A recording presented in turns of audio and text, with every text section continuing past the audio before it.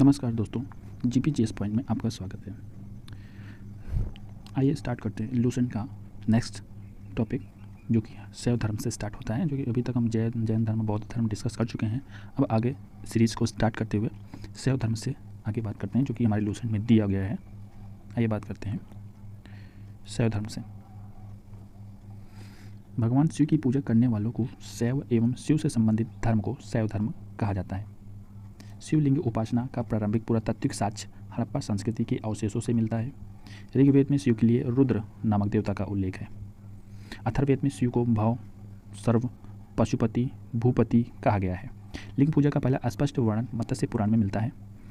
महाभारत के अनुशासन पर्व से भी लिंग पूजा का वर्णन मिलता है। जो महाभारत के अनुशासन पर्व हैं उनसे भी लिंग पूजा का वर्णन मिलता है। वामन पुराण में शैव संप्रदाय की संख्या 4 बताई गई है: पाशुपत, कपालिक, कालामुख और लिंगायत। वामन पुराण में शैव संप्रदाय की संख्या 4 बताई गई हैं: पाशुपत, कपालिक, कालामुख और लिंगायत। पाशुपत संप्रदाय शैवों का सबसे प्राचीन संप्रदाय है। इसके संस्थापक लकुलिस थे। जो पशुपत संप्रदाय थे वो शैव के सबसे प्राचीन संप्रदाय माना जाता था और इसके संस्थापक लकुलिस थे, जिन्हें भगवान शिव के 18वें अवतार में से एक माना जाता था। जो उनके संस्थापक थे लकुलिस, उन्हें भगवान शिव के 18वें अवतार के रूप में माना जाता था। पशुपत संप्रदाय के अनुयायियों को पंचार्थिक कहा जाता है। जो पशुपत संप्रदाय के अनुयायी थे उनको पंचार्थिक कहा गया है। इस मत का प्रमुख सैद्धांतिक ग्रंथ पशुपत सूत्र से प्राप्त है। मतलब जो पशुपत संप्रदाय के अनुयायी थे उनको पंचार्थिक कहा गया है और इस मत का प्रमुख सैद्धांतिक ग्रंथ पशुपत सूत्र में वर्णित है। श्रीकर पंडित एक विख्यात पशुपत आचार्य थे। कपालिक संप्रदाय के इष्ट देव भैरव थे। इस संप्रदाय का प्रमुख केंद्र श्रीशैल नामक स्थान था। कालामुख संप्रदाय के अनुयायियों को शिव पुराण में महाव्रतधर कहा गया है। इस संप्रदाय के लोग नरकपाल में भोजन, जल, सुरापान करते थे और साथ ही अपने शरीर पर चिता की भस्म मलते थे। लिंगायत संप्रदाय दक्षिण में प्रचलित थी, जिन्हें जंगम भी कहा जाता था। इस संप्रदाय के लोग शिवलिंग की उपासना करते थे। जो लिंगायत संप्रदाय थे वो दक्षिण में प्रचलित थे और उन्हें जंगम भी कहा जाता था और इस संप्रदाय के लोग शिवलिंग की उपासना करते थे। वसव पुराण में लिंगायत संप्रदाय के प्रवर्तक अल्लभ प्रभु तथा उनके शिष्य वासव को बताया गया। इस संप्रदाय को वीर शिव संप्रदाय भी कहा गया। जो वसव पुराण में लिंगायत संप्रदाय के प्रवर्तक अल्लभ प्रभु तथा इनके शिष्य वासव को बताया गया, इस संप्रदाय को वीर शिव संप्रदाय भी कहा जाता है। 10वीं शताब्दी में मत्स्येंद्र नाथ ने नाथ संप्रदाय की स्थापना की। जो 10वीं शताब्दी थी तो उसमें मत्स्येंद्र नाथ ने नाथ संप्रदाय की स्थापना की। इस समुदाय का व्यापक प्रचार प्रसार बाबा गोरखनाथ के समय में हुआ। दक्षिण भारत में शैव धर्म चालुक्य, राष्ट्रकूट, पल्लव एवं चोलों के समय लोकप्रिय रहा। दक्षिण भारत में शैव धर्म जो है वो चालुक्य, राष्ट्रकूट, पल्लव एवं चोलों के समय प्रचलित रहा, लोकप्रिय रहा। इधर कुछ दिया गया है संप्रदाय और उनके संस्थापक के लिए। तो आजीवक संप्रदाय के संस्थापक थे मखलीपुत्र गोसाल। घोर आक्रियावादी संप्रदाय के संस्थापक थे पूरण कश्यपु और यदृच्छावाद संप्रदाय के संस्थापक थे आचार्य अंजित। और भौतिकवादी संप्रदाय के संस्थापक थे पकुद कच्चायन, जो कि भौतिक दर्शन से संबंधित था।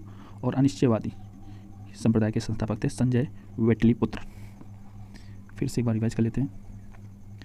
आजीवक संप्रदाय के संस्थापक मखलीपुत्र गोसाल, घोर अक्रियवादी संप्रदाय के संस्थापक पूरण कश्यप, यदृच्छवाद के संस्थापक आचार्य अजित, भौतिकवादी संप्रदाय के संस्थापक पकुद कच्चायन भौतिक दर्शन और अनिश्चयवादी संप्रदाय के संस्थापक संजय वेटिलीपुत्र।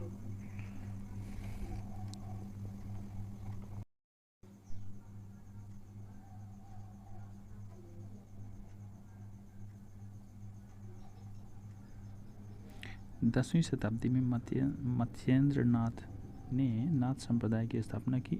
इस संप्रदाय का व्यापक प्रचार प्रसार बाबा गोरखनाथ के समय में हुआ। दक्षिण भारत में शैव धर्म चालुक्य, राष्ट्रकूट, पल्लव एवं चोलों के समय लोकप्रिय रहा। पल्लव काल में शैव धर्म का प्रचार प्रसार नायनारों द्वारा किया गया।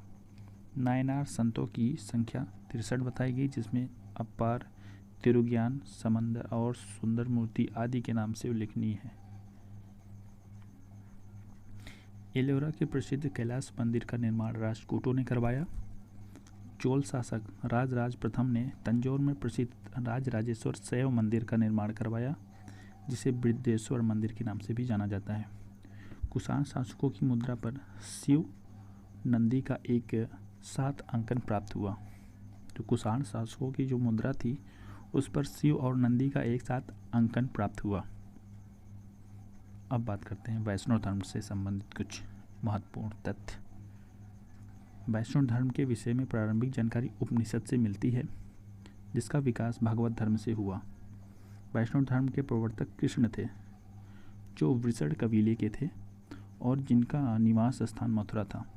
कृष्ण का उल्लेख सर्वप्रथम छंदोग्य उपनिषद में देवकी पुत्र अंगरीष के शिष्य के रूप में हुआ। विष्णु के 10 अवतारों का उल्लेख मत्स्य पुराण में मिलता है। 10 अवतार इस प्रकार हैं। मत्स्य में कूर्म, वराह, नृसिंह, वामन, परशुराम, राम, बलराम, बुद्ध और कल्कि। कौन कौन से? विष्णु के 10 अवतारों का उल्लेख मत्स्य पुराण में मिलता है। 10 अवतार इस प्रकार हैं: मत्स्य, कूर्म, वराह, नृसिंह, वामन, परशुराम, राम, बलराम, बुद्ध और कल्कि। वैष्णव धर्म में ईश्वर को प्राप्त करने के लिए सर्वाधिक महत्व भक्ति को दिया जाएगा। प्रमुख संप्रदाय, मत एवं आचार। बात करते हैं प्रमुख संप्रदाय। वैष्णव संप्रदाय का मत जो था वो विशिष्ट दैतावाद है और इसके आचार्य रामानुज थे। ब्रह्म संप्रदाय का मत दैत था और इसके आचार्य आनंद तीर्थ थे। और रुद्र संप्रदाय का मत शुद्धादैत था, जो कि इसके आचार्य वल्लभाचार्य थे। सनक संप्रदाय का मत दैतादैत था, जिसके आचार्य निम्बार्क थे। प्रमुख संप्रदाय, संस्थापक एवं पुस्तक। बरकरी, संस्थापक नामदेव, पुस्तक ज्ञात नहीं है। श्री वैष्णव संप्रदाय के संस्थापक रामानुज, पुस्तक संबंधित हैं ब्रह्मसूत्र।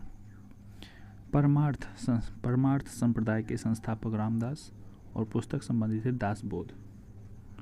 राम भक्त संप्रदाय के संस्थापक रामानंद और संबंधित पुस्तक है आध्यात्म रामायण। अब इस्लाम धर्म के बारे में बात करते हैं।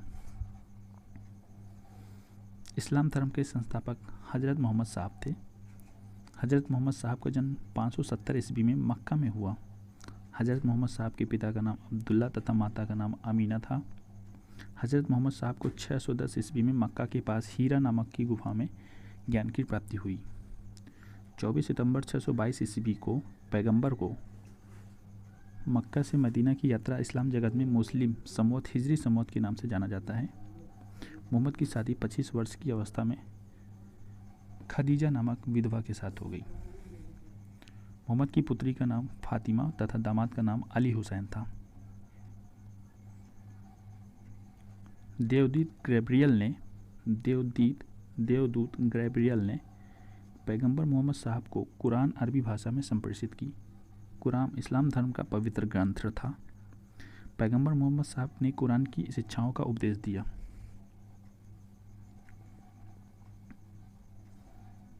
हजरत मोहम्मद साहब की मृत्यु 8 जून 632 को हुई। इन्हें मदीना में दफनाया गया। मोहम्मद साहब की मृत्यु के बाद इस्लाम सुन्नी तथा शिया नामक 2 पंथों में विभाजित हो गया। सुन्नी उन्हें कहते हैं जो सुन्ना में विश्वास करते हैं। सुन्ना पैगंबर मोहम्मद साहब का कथनी तथा कार्यों का विवरण है। शिया अली की शिक्षाओं में विश्वास करते हैं। जो शिया होते हैं वो अली की शिक्षाओं में विश्वास करते हैं तथा उन्हें मोहम्मद साहब का न्यायमत उत्तराधिकारी मानते हैं। अली मोहम्मद साहब के दामाद थे, ये तो हम पढ़ चुके। अली मोहम्मद के दामाद थे। शिया सुन्ना में विश्वास करते थे और सुन्नी सुन्ना में विश्वास करते थे और शिया अली की शिक्षाओं में भी विश्वास करते थे। अली को सन 661 ईस्वी में हत्या कर दी गई थी। अली की 661 ईस्वी में हत्या कर दी थी। अली के पुत्र हुसैन की हत्या भी 680 ईस्वी में करबला ईरान नामक स्थान पर कर दी गई थी। इन दोनों हत्याओं ने शिया को निश्चित मत रूप दे दिया। पैगंबर मोहम्मद साहब के उत्तराधिकारी खलीफा कहलाए। जो पैगंबर मोहम्मद साहब के उत्तराधिकारी थे वो खलीफा कहलाए। इस्लाम जगत में खलीफा पद 1924 तक रहा। 1924 में इसे तुर्की के शासक मुस्तफ़ा कमाल पाशा ने समाप्त कर दिया। इब्न इशाक ने सर्वप्रथम पैगंबर साहब का जीवन चरित्र लिखा। किसने? इब्न इसाक ने सर्वप्रथम पैगंबर साहब का जीवन चरित्र लिखा। मोहम्मद साहब पैगंबर के जन्मदिन पर ईद मिलाद उन नबी पर्व मनाया जाता है। मतलब मोहम्मद साहब पैगंबर के जन्मदिन पर ईद मिलाद उन नबी पर्व मनाया जाता है। ईसाई धर्म के बारे में क्या बातें हैं उसको देखते हैं। ईसाई धर्म के संस्थापक ईसा मसीह हैं। ईसाई धर्म का प्रमुख ग्रंथ बाइबल है। ईसा मसीह का जन्म जेरूसलम के निकट बैथलेहम नामक स्थान पर हुआ। ईसा के जन्म दिवस को क्रिसमस के रूप में मनाया जाता है। ईसा मसीह के माता का नाम मेरी और पिता का नाम जोसेफ था। ईसा ने अपनी जीवन के प्रथम 30 वर्ष बढ़ई के रूप में बैथलेहम के निकट नाजरेथ में बिताए। ईसा मसीह के प्रथम 2 शिष्य एंड्रयूज और पीटर थे। ईसा मसीह को सूली पर रोमन गवर्नर पोंटियस ने चढ़ाया। ईसा मसीह को 33 ईस्वी में सूली पर चढ़ाया गया था। ईसा मसीह का सबसे पवित्र चिन्ह क्रॉस है। ईसाई त्रित्व में विश्वास रखते थे। ईसाई त्रित्व में विश्वास रखते थे। वे हैं ईश्वर पिता, ईश्वर पुत्र तथा ईश्वर पवित्र आत्मा। ईसाई त्रित्व में विश्वास रखते थे। वे हैं ईश्वर पिता, ईश्वर पुत्र और ईश्वर पवित्र आत्मा। पारसी धर्म के बारे में थोड़ा सा दिया गया है, इसके बारे में डिस्कस कर लेते हैं। पारसी धर्म के पैगंबर जरथुस्त्र ईरानी थे। इनकी शिक्षाओं का संकलन जेंद अवस्था नामक ग्रंथ में है, जो पारसियों का धार्मिक ग्रंथ है। इनकी मूल शिक्षा का सूत्र सद्विचार, सद्वचन तथा सद्कार्य है। इनके अनुयायी एक ईश्वर आहुर को मानते हैं। इस धर्म के अनुयायियों को अग्नि पूजक भी कहा जाता है।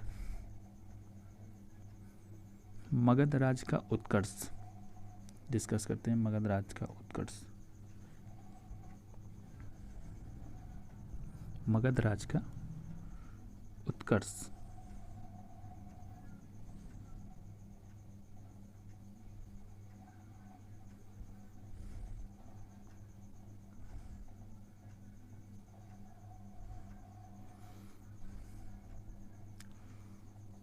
मगध के सबसे प्राचीन वंश के संस्थापक बृहद्रथ था, जिसकी राजधानी गिरिब्रज राजगिरी थी। जरासंध बृहद्रथ का पुत्र था। जो मगध के सबसे प्राचीन वंश के संस्थापक थे वो बृहद्रथ था, जिसकी राजधानी गिरिब्रज थी यानी कि राजगिरी था। और जरासंध बृहद्रथ का पुत्र था। हर एक वंश के संस्थापक बिंबसार मगध की गद्दी पर 544 ईसा पूर्व बौद्ध ग्रंथों के अनुसार बैठा था। वह बौद्ध धर्म का अनुयायी था।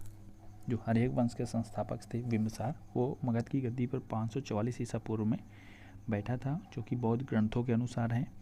और वह बौद्ध धर्म का अनुयायी था। बिंबसार ने ब्रह्मदत्त को हराकर अंग राज्य को मगध में मिला लिया। जो बिंबसार थे वो ब्रह्मदत्त को हराकर अंग राज्य को मगध में मिला लिया। बिंबसार ने राजगिरी का निर्माण कर उसे अपनी राजधानी बनाया। बिंबसार ने मगध पर करीब 52 वर्ष तक शासन किया।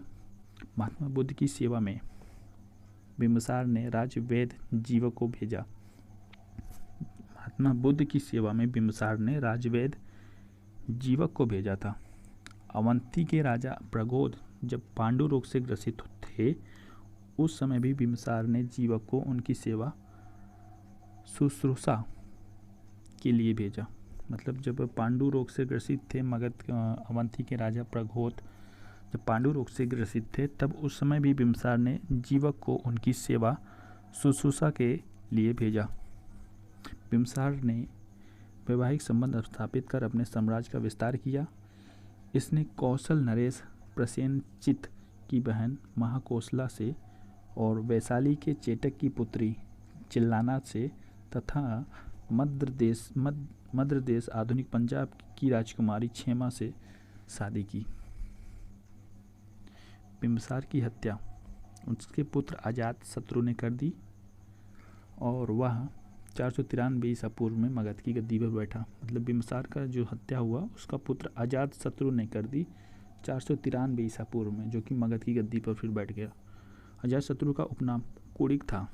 जो अजातशत्रु था उसका उपनाम कुड़िक था। अजातशत्रु ने 32 वर्षों तक मगध पर शासन किया।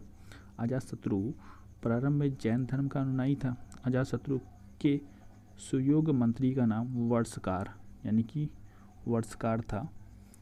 इसी की सहायता से अजातशत्रु ने वैशाली पर विजय प्राप्त की।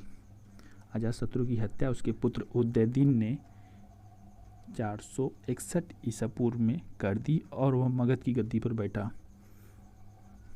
अजातशत्रु की हत्या उसके पुत्र उदयदीन ने 461 ईसा पूर्व में कर दी और वह मगध की गद्दी पर बैठा।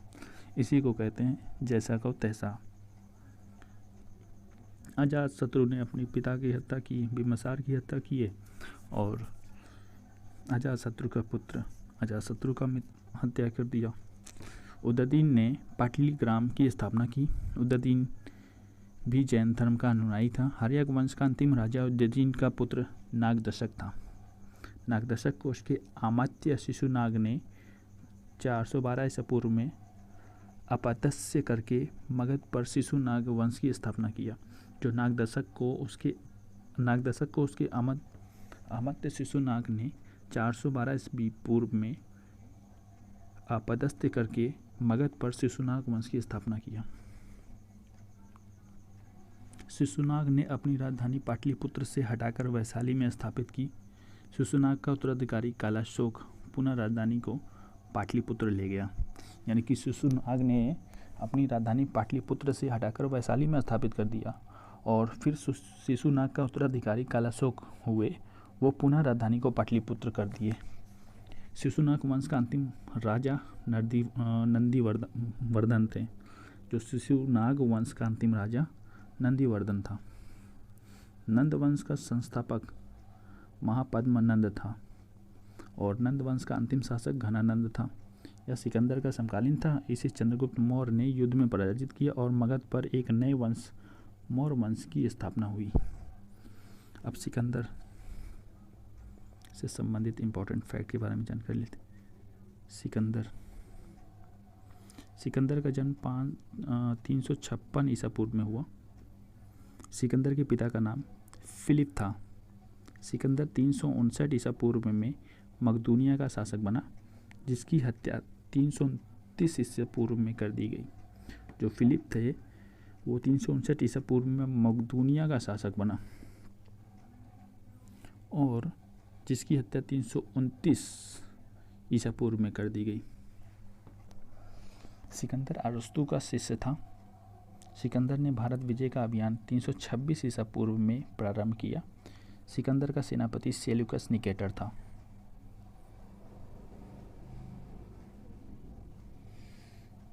सिकंदर को पंजाब के शासक पोरस के साथ युद्ध करना पड़ा, जिसे हाइडेस्पीस के युद्ध या झेलम विदिशा का युद्ध के नाम से जाना जाता है।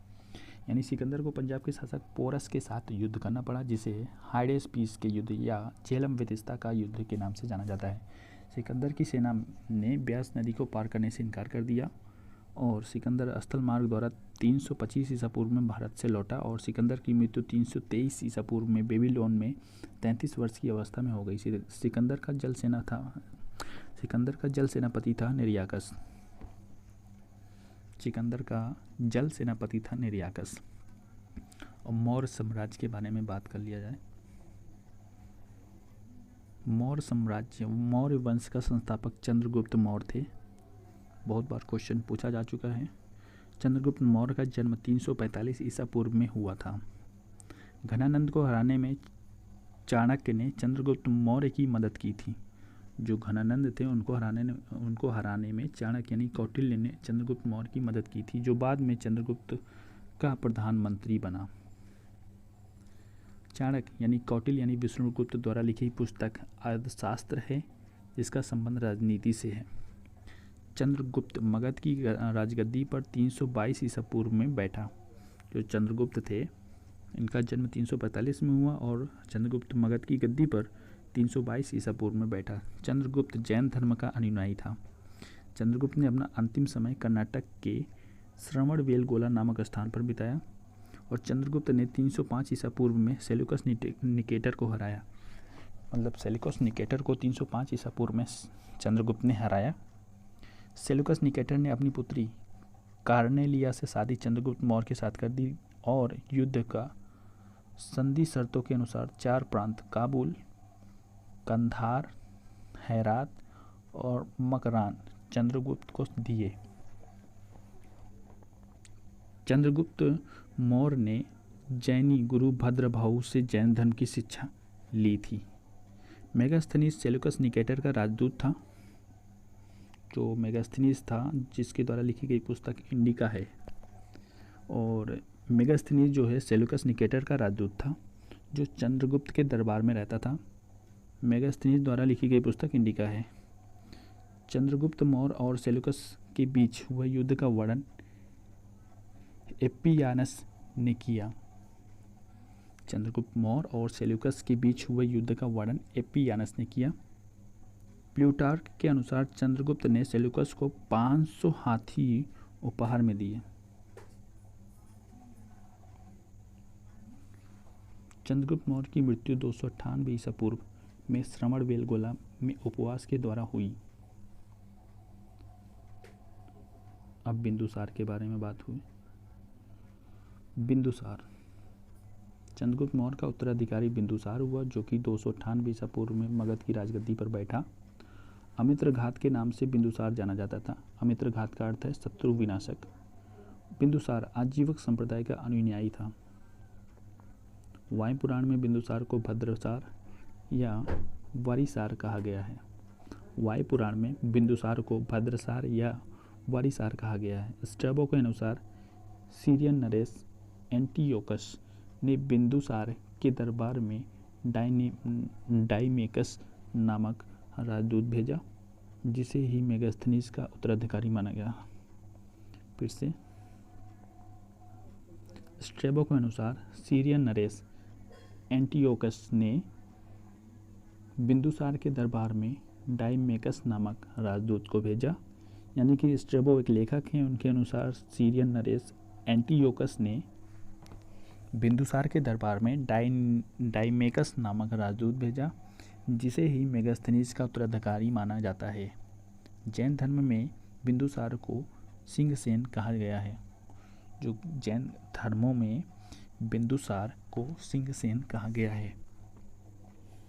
बिंदुसार के शासनकाल में तक्षशिला में हुए 2 विद्रोहों का वर्णन है।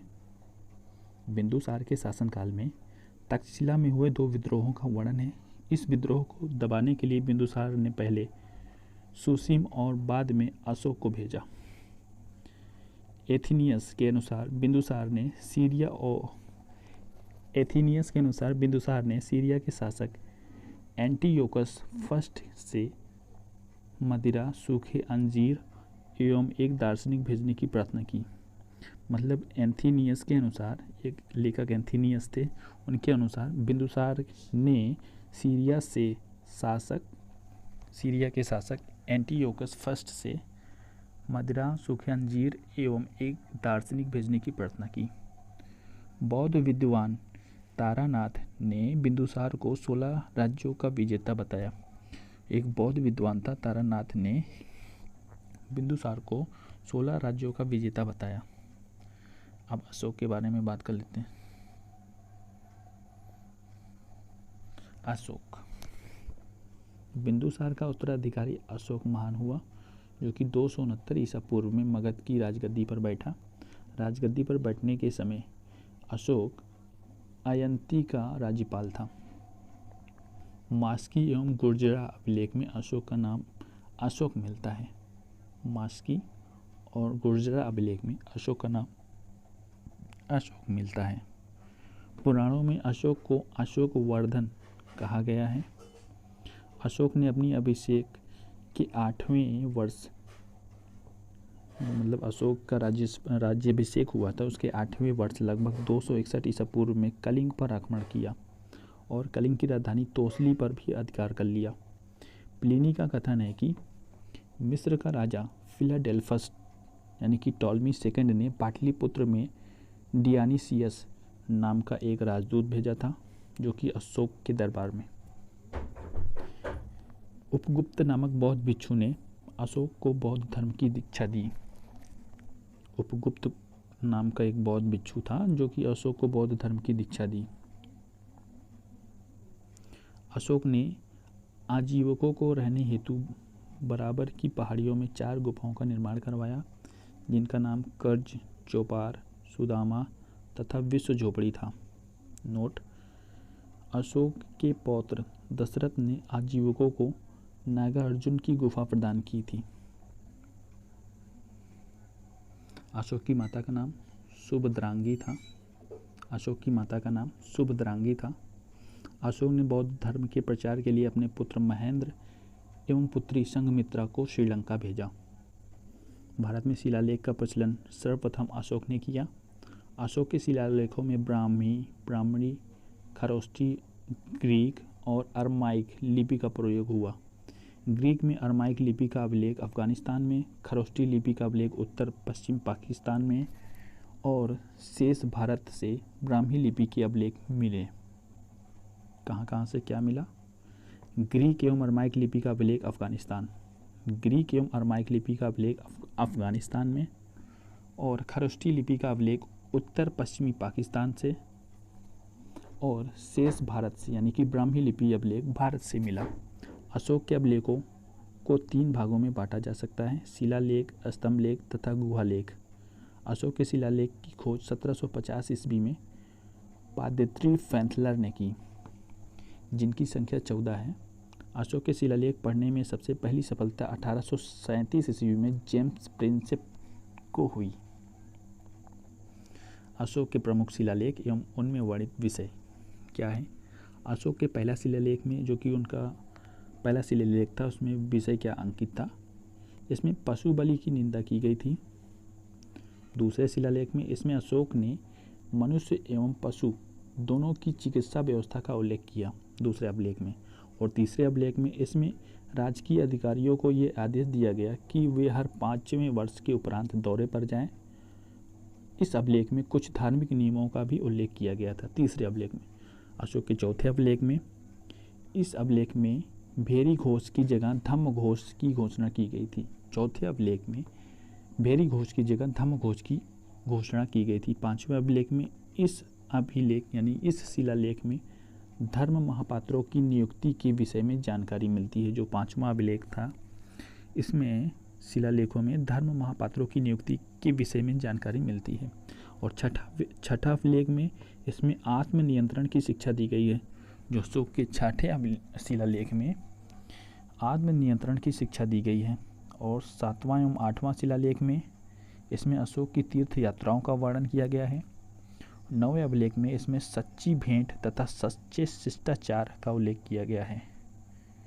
और अशोक के 10वें शिलालेख में इसमें अशोक ने आदेश दिया है कि राजा तथा उच्च अधिकारी हमेशा प्रजा के हित में सोचे। अशोक के 11वें शिलालेख में इसमें धम्म की व्याख्या की गई है। और अशोक के 12वें शिलालेख में इसमें स्त्री महापात्रों की नियुक्ति एवं सभी प्रकार के विचारों के सम्मान की बात कही गई है। अशोक के 13वें शिलालेख में इसमें कलिंग युद्ध का वर्णन एवं अशोक के हृदय परिवर्तन की बात कही गई है। इसी में पड़ोसी राजाओं का वर्णन है। वेरी इंपॉर्टेंट है 13वां अभिलेख, अशोक का 13वां अभिलेख शिलालेख। इसमें कलिंग युद्ध का वर्णन एवं अशोक के हृदय के परिवर्तन की बात कही गई है। इसमें पड़ोसी राजाओं का भी वर्णन है।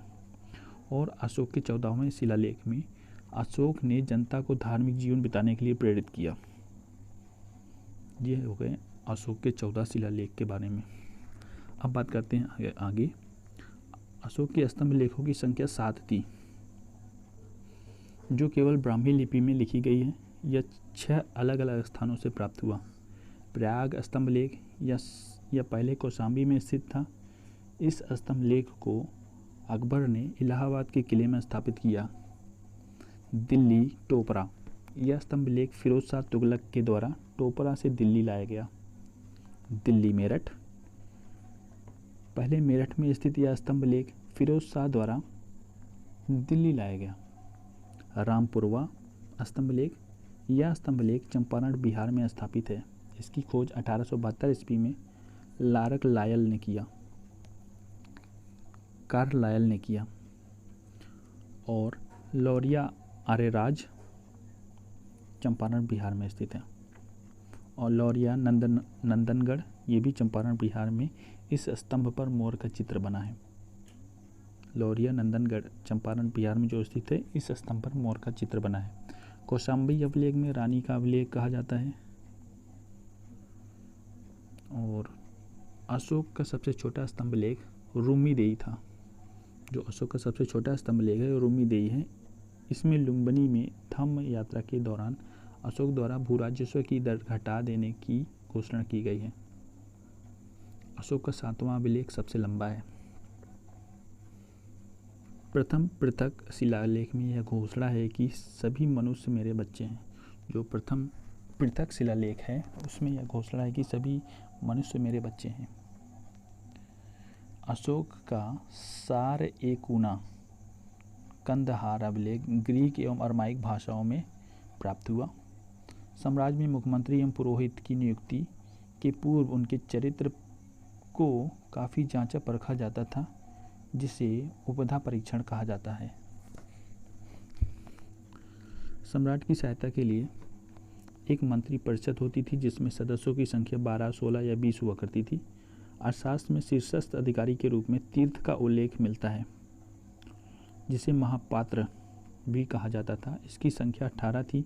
अर्थशास्त्र में चर जासूस को कहा जाता है। मौर्य प्रांत और राजधानी उत्तरापथ की राजधानी तक्षशिला थी। अवंती राष्ट्र की राजधानी उज्जैनी थी। कलिंग की राजधानी तोसली थी और दक्षिणापथ की राजधानी सुवर्णागिरी थी और प्राची पूर्वी प्रांत की राजधानी पाटलिपुत्र थी। अशोक के समय मौर्य साम्राज्य में प्रांतों की संख्या 5 थी। प्रांतों को चक्र कहा जाता था। ये पांचों साम्राज्य कौन कौन से हैं? यही हैं। अशोक के समय मौर्य साम्राज्य की प्रांतों की संख्या 5 थी। प्रांतों को चक्र कहा जाता है। यही पांचों हैं। उत्तरापथ की राजधानी तक्षशिला, अवंती राष्ट्र की राजधानी उज्जैनी, कलिंग की राजधानी तोसली, दक्षिणापथ की राजधानी सुवर्णगिरी और प्राची पूर्वी प्रांत की राजधानी पाटलिपुत्र थी। प्रांतों के विभाजन विषय में किया गया। प्रांतों का विभाजन विषय में किया गया, जो विषयपति के अधीन होते थे। प्रशासन की सबसे छोटी इकाई ग्राम थी, जिसकी मुखिया ग्रामीण कहलाता था और प्रशासकों में सबसे छोटा गोप था, जो 10 ग्रामों का शासक संभालता था। मेगास्थनीज के अनुसार नगर का प्रशासन 30 सदस्यों का एक मंडल करता था, जो 6 समितियों में विभाजित था। प्रत्येक समिति में 5 सदस्य होते थे। ये कौन कौन से हैं? अर्थशास्त्र में वर्णित तीर्थ मंत्री को प्रधानमंत्री, पुरोहित धर्म एवं दान का प्रधान, सेनापति सैन्य विभाग का प्रधान, युवराज राजपुत्र और दवारिक राजकीय द्वार रक्षक, अंतर्वेदिक अंतरपुरा अध्यक्ष और समाहर्ता आय का संग्रहकर्ता, सन्निधाता राजकीय कोष का अध्यक्ष, प्रशासता कारागार का अध्यक्ष, प्रदेष्टि कमिश्नर, पौर नगर का कोतवाल, व्यवहारिक प्रमुख न्यायाधीश, नायक नगर रक्षा का अध्यक्ष,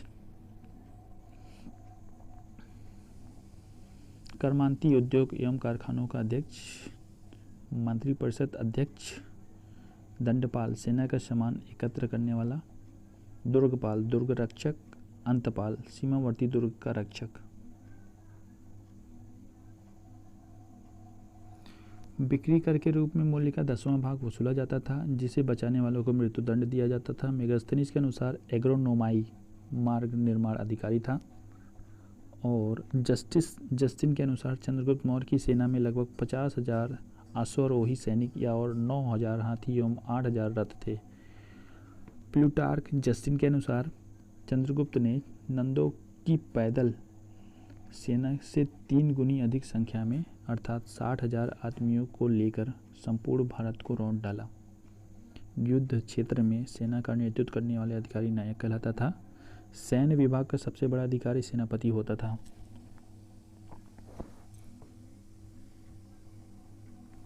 मेगास्थनीज के अनुसार मौर्य का रखरखाव 5 सदस्यीय 6 समिति करती थी।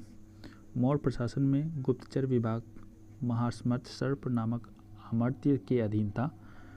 अर्थशास्त्र में गुप्तचर को गूढ़ पुरुष कहा गया है तथा एक ही स्थान पर रहकर कार्य करने वाले गुप्तचर को संस्था कहा जाता था। एक स्थान से दूसरे स्थान पर भ्रमण करके कार्य करने वाले गुप्तचर को संचार कहा जाता था। अशोक के समय जनपदीय न्यायालय के न्यायाधीश को राजुक कहा जाता था। सरकारी भूमि को सीता भूमि कहा जाता था। बिना वर्षा के अच्छी खेती होने वाली भूमि को आदेव मातृक कहा जाता था। मेगास्थनीज ने भारतीय समाज को 7 वर्गों में विभाजित किया। इधर ऊपर क्या इंपॉर्टेंट दिया है, प्रशासनिक समिति एवं उनके कार्य। प्रथम समिति का कार्य क्या था, उद्योगों एवं शिल्प कार्यों का निरीक्षण। द्वितीय समिति का कार्य था विदेशियों की देखरेख। तृतीय समिति का कार्य था जन्म मरण का विवरण रखना। और चतुर्थ समिति का कार्य था व्यापार एवं वाणिज्य की देखभाल। पंचम समिति का कार्य था निर्मित वस्तुओं के विक्रय का निर्धारण। और षष्ठ समितियों का कार्य था बिक्री कर वसूल करना। जिसमें क्या है, सैन्य समितियों एवं उनके कार्य। प्रथम जल सेना की व्यवस्था। द्वितीय समिति यातायात एवं रसद की व्यवस्था। तृतीय समिति पैदल सैनिकों की देखरेख। चतुर्थ समिति अश्वारोही की सेना की देखरेख। और पंचम समिति गज सेना की देखरेख। छठी समिति रथ सेना की देखरेख। अब यहाँ पूछते हैं, मेगास्थनीज ने भारतीय समाज को 7 वर्गों में विभाजित किया। दार्शनिक, किसान, अहीर, कारीगर, सैनिक, निरीक्षक एवं सभासद। स्वतंत्र वैश्यावृत्ति को अपनाने वाली महिला रूपा जीवा कहलाती थी। नंदवंश के विनाश करने में चंद्रगुप्त मौर्य ने कश्मीर के राजा प्रवर्तक से सहायता प्राप्त की। मौर्य शासन 137 वर्ष तक रहा। मौर्य वंश का अंतिम शासक बृहद्रथ था, जिसकी हत्या उसके सेनापति पुष्यमित्र शुंग ने 185 ईसा पूर्व में कर दी और मगध पर शुंग वंश की नींव डाली गई। शकों पर विजय के उपलक्ष्य में 58 ईसा पूर्व से एक नया संवत विक्रम संवत के नाम से प्रारंभ हुआ। उसी समय से विक्रमादित्य एक लोकप्रिय उपाधि बन गई, जिसकी संख्या भारतीय इतिहास में 14 तक पहुंच गई। गुप्त सम्राट चंद्रगुप्त द्वितीय सबसे अधिक विख्यात विक्रमादित्य था। शकों को अन्य शासकों की तुलना में दक्षिण भारत में प्रभुत्व स्थापित करने वाली शाखा सबसे लंबे अरसे तक शासन किया, लगभग 4 शताब्दी तक। शकों की अन्य शाखाओं की तुलना में दक्षिण भारत में प्रभुत्व स्थापित करने वाली शाखा ने सबसे लंबे अरसे तक शासन किया, लगभग 4 शताब्दी तक। गुजरात में चल रहे समुद्री व्यापार से यह शाखा काफ़ी लाभान्वित हुई और भारी संख्या में चांदी के सिक्के जारी किए। शकों का सबसे प्रतापी शासक रुद्रदामन प्रथम था, जिसका शासन 130 ईस्वी से 150 ईस्वी गुजरात के बड़े भाग पर था। इसने काठियावाड़ की अर्धशुष्क सुदर्शन झील मौर्य द्वारा निर्मित का जीर्णोद्धार किया था। रुद्रदामन संस्कृत का प्रेमी था। उसने ही सबसे पहले विशुद्ध संस्कृत भाषा में लंबा अभिलेख गिरनार अभिलेख जारी किया। इसके पहले के सभी अभिलेख प्राकृतिक भाषा में रचित थे। भारत में शक राजा अपने को क्षत्रप कहते थे। अब कुषाण वंश के बारे में।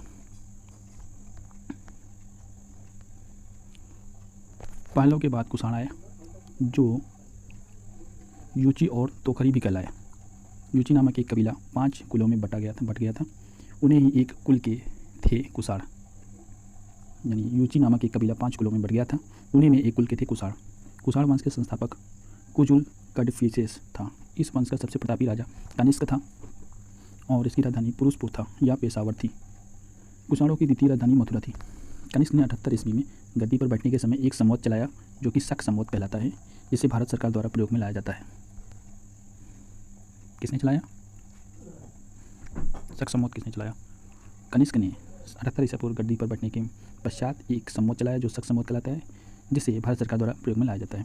बौद्ध धर्म की चौथी बौद्ध संगति कनिष्क के शासनकाल में कुंडल वन कश्मीर में प्रसिद्ध बौद्ध विद्वान वसुमित्र की अध्यक्षता में हुई। कनिष्क बौद्ध धर्म के महायान संप्रदाय का अनुयायी था। आरंभिक कुषाण शासकों ने भारी संख्या में स्वर्ण मुद्राएं जारी की, जिनकी शुद्धता गुप्त काल की स्वर्ण मुद्राओं से उत्कृष्ट है। कनिष्क का राजवैद्य आयुर्वेद का विख्यात विद्वान चरक था। जो कनिष्क का राजवैद्य था यानी आयुर्वेद का विख्यात विद्वान चरक था, जिसने चरक संहिता की रचना की। महाविभास सूत्र के रचनाकार वसुमित्र थे। महाविभास सूत्र की रचनाकार वसुमित्र थे। इसे ही बौद्ध धर्म का विश्वकोश कहा जाता है। यानी कि महाविभास सूत्र के रचनाकार वसुमित्र थे। इसे ही बौद्ध धर्म का विश्वकोश कहा जाता है। कनिष्क के राजकवि अश्वघोष ने बौद्धों का रामायण बुद्ध चरित्र की रचना की। वेरी इंपॉर्टेंट है। कनिष्क के राजकवि अश्वघोष ने बौद्ध का रामायण बुद्ध चरित्र की रचना की। वसुमित्र, पार्श्व, नागार्जुन, महाचेत तथा संघरक्ष भी कनिष्क के दरबार की विभूति थे। वसुमित्र, पार्श्व, नागार्जुन, महाचेत और संघरक्ष भी कनिष्क के दरबार की विभूति थे। भारत का आइंस्टाइन नागार्जुन को कहा जाता है। इनकी पुस्तक माध्यमिक सूत्र, इस पुस्तक में नागार्जुन ने अपेक्षता का सिद्धांत प्रस्तुत किया। कनिष्क की मृत्यु 102 ईस्वी में हो गई। कुषाण वंश का अंतिम शासक वासुदेव था। कुषाण वंश का अंतिम शासक वासुदेव था। गंधार शैली और मथुरा शैली का विकास कनिष्क के शासनकाल में हुआ था। रेशम मार्ग पर नियंत्रण रखने वाले शासकों में सबसे प्रसिद्ध कुषाण थे। नोट, रेशम बनाने की तकनीकी का आविष्कार सबसे पहले चीन में हुआ था। गुप्त साम्राज्य। गुप्त साम्राज्य का उदय 3वीं शताब्दी के अंत में प्रयाग के निकट कौशाम्बी में हुआ। गुप्त वंश का संस्थापक श्रीगुप्त जो कि 240 से 280 ईस्वी तक था। श्रीगुप्त का उत्तराधिकारी घटोत्कच जो कि 280 से 320 ईस्वी तक हुआ। और गुप्त वंश का प्रथम महान सम्राट चंद्रगुप्त प्रथम था। यह 320 ईस्वी में गद्दी पर बैठा, जिसने लिच्छवी राजकुमार देवी से विवाह किया। लिच्छवी की राजकुमारी कुमार देवी से विवाह किया। इसने महाराजाधिराज की उपाधि धारण की। किसने? चंद्रगुप्त प्रथम ने महाराजाधिराज की उपाधि धारण की। गुप्त संवत 319 से 320 ईस्वी की शुरुआत चंद्रगुप्त प्रथम ने की। चंद्रगुप्त प्रथम का उत्तराधिकारी समुद्रगुप्त हुआ जो 335 ईस्वी में राजगद्दी पर बैठा। इसने आर्यावर्त के 9 शासकों और दक्षिणावर्त के 12 शासकों को पराजित किया। इन्हीं विजयों के कारण इन्हें भारत का नेपोलियन कहा जाता है। समुद्रगुप्त का दरबारी कवि हरिसेन था। इसने इलाहाबाद प्रशस्ति लेख की रचना की। समुद्रगुप्त विष्णु का उपासक था। समुद्रगुप्त ने अश्वमेधकर्ता की उपाधि धारण की और समुद्रगुप्त संगीत प्रेमी था। ऐसा अनुमान उसके सिक्कों पर उसके वीणा वादन करते हुए दिखाए जाने से लगाया गया है। समुद्रगुप्त ने विक्रमांक की उपाधि धारण की। इसे कविराज भी कहा जाता था। समुद्रगुप्त का उत्तराधिकारी चंद्रगुप्त द्वितीय हुआ जो कि 380 ईस्वी में राजगद्दी पर बैठा। चंद्रगुप्त द्वितीय के शासनकाल में चीनी बौद्ध यात्री फाहियान भारत आया और शकों पर विजय के उपलक्ष्य में चंद्रगुप्त द्वितीय ने चांदी के सिक्के जारी किए। चंद्रगुप्त द्वितीय का उत्तराधिकारी कुमारगुप्त फर्स्ट या गोविंदगुप्त 415 से 454 ईस्वी तक हुआ। नालंदा विश्वविद्यालय की स्थापना कुमारगुप्त ने की। कुमारगुप्त प्रथम का उत्तराधिकारी स्कंदगुप्त जो कि 455 से 467 ईस्वी तक हुआ। स्कंदगुप्त ने गिरनार पर्वत पर स्थित सुदर्शन झील का पुनरुद्धार किया। स्कंदगुप्त ने पर्णदत्त को सौराष्ट्र का गवर्नर नियुक्त किया। और स्कंदगुप्त के शासनकाल में ही हुणों का आक्रमण शुरू हो गया। अंतिम गुप्त शासक भानुगुप्त था। गुप्त साम्राज्य की सबसे बड़ी प्रादेशिक इकाई देश थी जिसके शासन को गुप्ता कहा जाता था। एक दूसरी प्रादेशिक इकाई भुक्ति थी जिसके शासक उपरिक कहा जाते थे। भुक्ति के नीचे विषय नामक प्रशासनिक इकाई होती थी और जिसके प्रमुख विषयपति कहलाते थे। और पुलिस विभाग का मुख्य अधिकारी दंडपाशिक कहलाता था। पुलिस विभाग के साधारण कर्मचारियों को चाट एवं भाट कहा जाता था। प्रशासन की सबसे छोटी इकाई ग्राम थी। ग्राम का प्रशासन ग्राम सभा एवं संचालित करता था। ग्राम सभा द्वारा संचालित होता था। ग्राम सभा का मुखिया ग्रामीण कहलाता था एवं अन्य सदस्य महत्तर कहलाते थे। ग्राम समूह की छोटी इकाई पेट कहा जाता था। गुप्त शासक कुमारगुप्त के दामोदरपुर ताम्रपत्र में भूमि बिक्री संबंधी अधिकारियों के क्रियाकलापों का उल्लेख है। भू राजस्व कुल उत्पादन का 1/4 भाग से 1/6 भाग हुआ करता था। आर्थिक उपयोगिता के आधार पर निम्न प्रकार की भूमि थी। क्षेत्र: कृषि करने योग्य भूमि, वास करने योग्य भूमि, चारागाह भूमि, पशुओं के चारा योग्य भूमि, खिल्य ऐसी भूमि जो जोतने योग्य नहीं होती थी, और अपरहत ऐसी भूमि जो जंगली होती थी। अपरहत सिंचाई के लिए रहट एवं घंटी यंत्र का प्रयोग होता था। श्रेणी के प्रधान को ज्येष्ठक कहा जाता था। गुप्त काल में उज्जैन सर्वाधिक महत्वपूर्ण व्यापारिक केंद्र था। गुप्त राजाओं ने सर्वाधिक स्वर्ण मुद्राएं जारी की और इनकी स्वर्ण मुद्राओं को अभिलेखों में दिनार कहा गया। कायस्थों का सर्वप्रथम वर्णन याज्ञवल्क्य स्मृति में मिलता है। जाति के रूप में कायस्थों का सर्वप्रथम वर्णन ओशनमन स्मृति में मिलता है। फिर से कायस्थों का सर्वप्रथम वर्णन याज्ञवल्क्य स्मृति में मिलता है। जाति के रूप में कायस्थों का सर्वप्रथम वर्णन ओशनम स्मृति में मिलता है। बिंदु जंगल में सबर जाति के लोग अपने देवता को मनुष्य का मांस चढ़ाते थे। पहली बार किसी के सती होने का प्रमाण 510 ईस्वी में भानुगुप्त के एराण अभिलेख से मिलता है, जिसमें किसी भोजराज की मृत्यु पर उनकी पत्नी के सती होने का उल्लेख है। गुप्त काल में वेश्यावृत्ति करने वाली महिलाओं को गणिका कहा जाता था और वृद्ध वेश्याओं को पुट्टिनी कहा जाता था। गुप्त सम्राट वैष्णव धर्म के अनुयायी थे। उन्होंने इसे राजधर्म बनाया था। विष्णु का वाहन गरुड़ गुप्तों का राज्य चिन्ह था और गुप्त काल में वैष्णव धर्म संबंधी सबसे महत्वपूर्ण अवशेष देवगढ़ झांसी का दशावतार मंदिर है। अजंताओं में निर्मित कुल 29 गुफाओं में वर्तमान में से केवल 6 ही शेष हैं, जिनमें गुफाओं संख्या 16 और 17 ही गुप्तकालीन है। इसमें गुफा संख्या 16 में उत्कृष्ट मरणासन राजकुमारी का चित्र प्रशंसनीय है। गुफा संख्या 17 के चित्र को त्रिशाला कहा गया है। इस त्रिशाला में बुद्ध के जन्म, जीवन, महाभिनिष्क्रमण एवं महापरिनिर्माण की घटनाओं से संबंधित चित्र उद्धृत किए गए। अजंता में निर्मित कुल 29 गुफाओं में वर्तमान में से 6 ही शेष हैं, जिनमें गुफा संख्या 16 एवं 17 ही गुप्तकालीन है। इसमें गुफा संख्या 16 में उत्कीर्ण मरणासन राजकुमारी का चित्र प्रशंसनीय है। गुफा संख्या 17 के चित्र को त्रिशाला कहा गया है। इस चित्रशाला में बुद्ध के जन्म, जीवन, महाभिनिष्क्रमण एवं महापरिनिर्माण की घटनाओं से संबंधित चित्र उद्धृत किए गए हैं। गुफा संख्या 16 को चित्रशाला कहा गया है। अजंता की गुफाएं बौद्ध धर्म की महायान शाखा से संबंधित हैं। गुप्त काल में निर्मित अन्य गुफा बाघ की गुफा है, जो कि ग्वालियर के समीप बाघ नामक स्थान पर विंध्य पर्वत को काटकर बनाई गई थी। चंद्रगुप्त द्वितीय के शासनकाल में संस्कृत भाषा का सबसे प्रसिद्ध कवि कालिदास था। चंद्रगुप्त द्वितीय के शासनकाल में संस्कृत भाषा का सबसे प्रसिद्ध कवि कालिदास थे। चंद्रगुप्त द्वितीय के दरबार में रहने वाले आयुर्वेदाचार्य धन्वंतरी थे। गुप्त काल में विष्णु शर्मा द्वारा लिखित पंचतंत्र संस्कृत को संसार का सर्वाधिक प्रचलित ग्रंथ माना जाता है। गुप्त काल में विष्णु शर्मा द्वारा लिखित पंचतंत्र यानी संस्कृत को संसार का सर्वाधिक प्रचलित ग्रंथ माना जाता है। दिया गया है गुप्तकालीन प्रसिद्ध मंदिर और स्थान। विष्णु मंदिर स्थित था तिगवा, जो कि वर्तमान में जबलपुर मध्य प्रदेश में स्थित है। शिव मंदिर स्थित था भूमरा, जो कि वर्तमान में नागौदा मध्य प्रदेश में स्थित है। पार्वती मंदिर स्थित था नायना कुठार, जो कि वर्तमान में मध्य प्रदेश में स्थित है। दशावतार मंदिर देवगढ़ में स्थित था, जो कि वर्तमान में झांसी उत्तर प्रदेश में स्थित है। शिव मंदिर फिर से खोह नागौद, जो कि वर्तमान में मध्य प्रदेश, और भीतरगांव मंदिर, जो कि भीतरगांव में स्थित है, वर्तमान में कानपुर उत्तर प्रदेश में स्थित है, जो कि लक्ष्मण मंदिर द्वारा निर्मित है।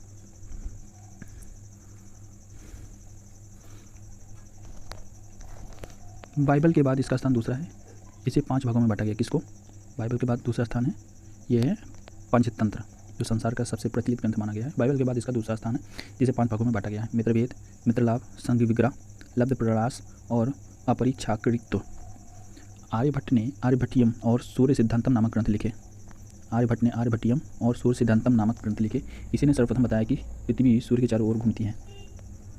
चंद्रगुप्त सेकंड के दरबार में रहने वाले कुछ विद्वान थे आर्यभट्ट, वराहमिहिर, धन्वंतरी और ब्रह्मगुप्त। पुराणों की वर्तमान रूप में रचना गुप्त काल में हुई। इनमें ऐतिहासिक परंपराओं का उल्लेख है। गुप्त काल में चांदी के सिक्के का रुपयका कहा जाता था। याज्ञवल्क्य, नारद, तथ्यायन एवं बृहस्पति स्मृतियों की रचना गुप्त काल में हुई। और मंदिर बनाने की कला का जन्म गुप्त काल में ही हुआ।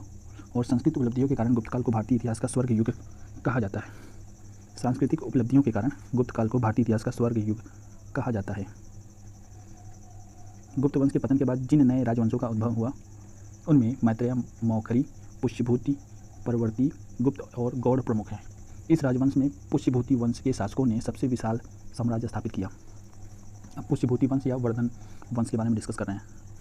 पुष्यभूति वंश के संस्थापक पुष्यभूति था, जिसकी राजधानी थानेश्वर था और हरियाणा प्रांत के करनाल जिले में स्थित वर्तमान थानेसर नामक स्थान थी। प्रभाकर वर्धन इस वंश के स्वतंत्रता का जन्मदाता था तथा प्रथम प्रभावशाली शासक था। प्रभाकर वर्धन, जिसने परम भट्टकार और महाराजाधिराज जैसी सम्मानजनक उपाधियां धारण की। प्रभाकर वर्धनन इस वंश की स्वतंत्रता का जन्मदाता था तथा प्रथम प्रभावशाली शासक था, जिसने परम भट्टारक और महाराजाधिराज जैसी सम्मानजनक उपाधि धारण की। प्रभाकर वर्धन की पत्नी यशोमती से 2 पुत्र राजवर्धन और हर्षवर्धन तथा एक कन्या राजश्री उत्पन्न हुई। राजश्री का विवाह कन्नौज के मौखरी राजा ग्रहवर्मा के साथ हुआ। मालवा के शासक देवगुप्त ने ग्रहवर्मा की हत्या कर दी तथा राजश्री को बंदी बनाकर कारागृह में डाल दिया। राजवर्धन ने देवगुप्त को मार डाला, परंतु देवगुप्त के मित्र गौड़ नरेश शशांक ने धोखा देकर राजवर्धन की हत्या कर दी। शशांक शैव धर्म का अनुयायी था। इसने बोधि वृक्ष बोधगया को कटवा दिया। राजवर्धन की मृत्यु के बाद 606 ईस्वी में 16 वर्ष की अवस्था में हर्षवर्धन थानेश्वर की गद्दी पर बैठा। हर्ष को शिलादित्य के नाम से भी जाना जाता है। इसने परम भट्टारक नरेश की उपाधि धारण की। हर्ष ने शशांक को पराजित कर कन्नौज पर अधिकार कर लिया तथा उसे अपनी राजधानी बनाया। हर्ष और पुलकेशिन द्वितीय के बीच नर्मदा नदी के तट पर युद्ध हुआ, जिसमें हर्ष की पराजय हुई। चीनी यात्री वांगशांग हर्षवर्धन के शासनकाल में ही भारत आया था। वांगशांग के यात्रियों में राजकुमार, नीति का पंडित एवं वर्तमान शाक्य मुनि कहा जाता है। वांगशेंग को यात्रियों में राजकुमार, नीति का पंडित एवं वर्तमान शाक्य मुनि कहा जाता है। वह नालंदा विश्वविद्यालय में पढ़ने एवं बौद्ध ग्रंथ संग्रह करने के उद्देश्य से भारत आया था। हर्ष 641 ईस्वी में अपने दूत चीन भेजे तथा 643 एवं 645 में 2 चीनी दूत उसके दरबार में आए। हर्ष ने कश्मीर के शासक से बुद्ध के दंत अवशेष बलपूर्वक प्राप्त किए। हर्ष के पूर्वज भगवान शिव और सूर्य के अन्य उपासक थे। प्रारंभ में हर्ष भी अपने कुल देवता शिव का परम भक्त था। चीनी यात्री होंगशॉन्ग से मिलने के बाद उसने बौद्ध धर्म की महायान शाखा को राज्य श्रेय प्रदान किया तथा वह पूर्ण बौद्ध बन गया। हर्ष के समय नालंदा महाविहार महायान बौद्ध धर्म की शिक्षा का प्रधान केंद्र था। हर्ष के समय प्रयाग में प्रति 5वें वर्ष एक समारोह आयोजित किया जाता था जिसे महामोक्ष परिषद कहा जाता था। वांगशॉन्ग स्वयं छठे समारोह में सम्मिलित हुआ और बाणभट्ट हर्ष के दरबारी कवि थे। उन्होंने हर्षचरित एवं कादंबरी की रचना की। बाणभट्ट हर्षचरित और कादंबरी की रचना की। प्रियदर्शिका, रत्नावली और नागानंद नामक 3 संस्कृति नाटक ग्रंथों की रचना हर्ष ने ही की थी। फिर से, प्रियदर्शिका, रत्नावली तथा नागानंद नामक 3 संस्कृत नाटक ग्रंथों की रचना हर्ष ने की। प्रियदर्शिका, रत्नावली और नागानंद नामक 3 संस्कृत नाटक ग्रंथों की रचना हर्ष ने की। कहा जाता है कि धावक नामक कवि ने हर्ष से पुरस्कार लेकर उसके नाम से 3 नाटक लिख दिए। हर्ष को भारत का अंतिम हिंदू सम्राट कहा गया है, लेकिन वह न तो कट्टर हिंदू था और न ही सारे देश का शासक थी। हर्ष के अधीनस्थ शासक महाराज तथा महासामंत कहे जाते थे। हर्ष के मंत्रिपरिषद के मंत्रियों को सचिव या अमात्य कहा जाता था। प्रशासन की सुविधा के लिए हर्ष का साम्राज्य कई प्रांतों में विभाजित था। प्रांत को भुक्ति कहा जाता था। प्रत्येक भुक्ति का शासक राजस्थानी, औपरिक तथा राष्ट्रीय कहलाता था। हर्ष चरित्र में प्रांतीय शासक के लिए लोकपाल शब्द आया है। भुक्ति का विभाजन जिलों में हुआ। जिले की संज्ञा थी विषय, जिसका प्रधान विस्पति होता था। विषय के अंतर्गत कई पाठक आधुनिक तहसील होते थे। ग्राम शासन की सबसे छोटी इकाई थी। ग्राम शासन का प्रधान ग्राम छपटलिक कहा जाता था। पुलिस कर्मियों को चाट व भाट कहा जाता था और अश्व सेना के अधिकारियों को बृहदेश्वर, पैदल सेना के अधिकारियों को बलाधिकृत या महाबलाधिकृत कहा जाता था। हर्ष चरित्र में सिंचाई के साधन के रूप में तुला यंत्र यानी जलपंप का उल्लेख मिलता है। हर्ष के समय मथुरा सूती वस्तु के निर्माण के लिए प्रसिद्ध था। हर्ष चरित्र के अनुसार हर्ष की मंत्रिपरिषद क्या थी? बंडी प्रधान सचिव, सिंहनाद प्रधान सेनापति और कुंतल अश्व सेना का प्रधान और स्कंदगुप्त गज सेना का प्रमुख।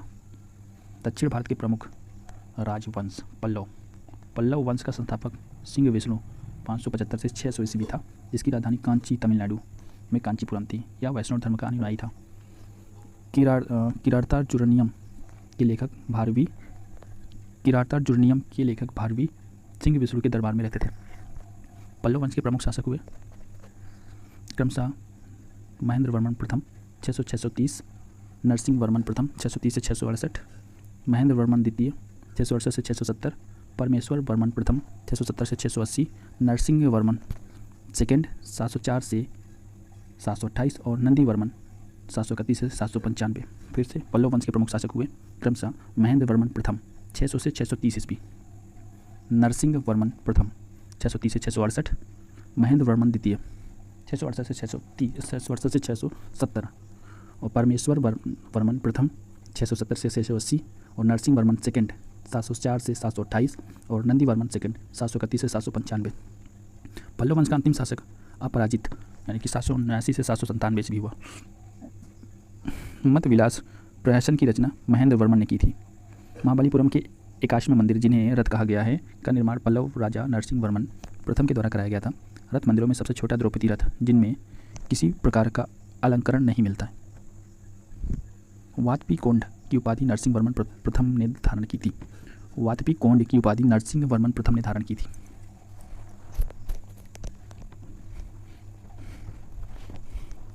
अरबों के आक्रमण के समय पल्लवों का शासक नरसिंह वर्मन सेकंड था। उसने राजा सिंह, राजाओं में सिंह और आगम प्रिय, शास्त्रों का प्रेमी और शंकर भक्त, शिव का उपासक की उपाधि धारण किया। उसने कांची के कैलाश मंदिर का निर्माण करवाया, जिसे राज सिद्धेश्वर मंदिर भी कहा जाता है।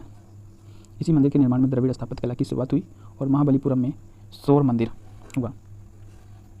10 कुमार चरित्र के लेखक दंडी नरसिंह वर्मन द्वितीय के दरबार में रहते थे। 10 कुमार चरित्र के लेखक दंडी नरसिंह वर्मन द्वितीय के दरबार में रहते थे। कांची के मुक्तेश्वर मंदिर तथा वैकुंठ पेरुमाल मंदिर का निर्माण नंदी वर्मन द्वितीय ने करवाया। प्रसिद्ध वैष्णव संत तिरुमड़ई अलवार नंदी वर्मन द्वितीय के समकालीन थे। राष्ट्रकूट राजवंश का संस्थापक दंती दुर्ग था, जो कि 752 ईस्वी था। इसकी राजधानी मनकिर या मानेखेत वर्तमान मालखेड़ सोलापुर के निकट थी। राष्ट्रकूट वंश के प्रमुख शासक थे कृष्ण प्रथम, ध्रुव, गोविंद द्वितीय, अमोघ वर्ष, कृष्ण सेकंड, इंद्र थर्ड और कृष्ण थर्ड। ये राष्ट्रकूट वंश के शासक थे। एलोरा के प्रसिद्ध कैलाश मंदिर का निर्माण कृष्ण प्रथम ने करवाया था। ध्रुव राष्ट्रकूट वंश का पहला शासक था जिसने कन्नौज पर अधिकार करने हेतु त्रिपक्षीय संघर्ष में भाग लिया और प्रतिहार नरेश वत्सराज एवं पाल नरेश धर्मपाल को पराजित किया। ध्रुव को धारावर्ष भी कहा जाता था। गोविंद तृतीय ने त्रिपक्षीय संघर्ष में भाग लेकर चक्रा युद्ध एवं उसके संरक्षक धर्मपाल तथा प्रतिहार वंश के शासक नागभट्ट सेकंड को पराजित किया। पल्लव पांडे केरल एवं गंग शासकों के संघ को गोविंद थर्ड ने नष्ट किया। पल्लव पांडे केरल एवं गंग शासकों के संघ को गोविंद थर्ड ने नष्ट किया। अमोघ वर्ष जैन धर्म का अनुयायी था। इसने कन्नड़ में कवि राजमार्ग की रचना किया। आदि पुराण के रचनाकार जिनसेन गणितासार संग्रह के लेखक महावीरचार्य एवं अमोघवृत्ति के लेखक सत्यायना अमोघ वर्ष के दरबार में रहते थे। अमोघ वर्ष ने तुंगभद्रा नदी में जल समाधि लेकर अपने जीवन का अंत किया। इंद्र थर्ड शासनकाल में अरब निवासी अलमसूदी भारत आया। इसने तत्कालीन राष्ट्रकूट शासकों को भारत का सर्वश्रेष्ठ शासक कहा।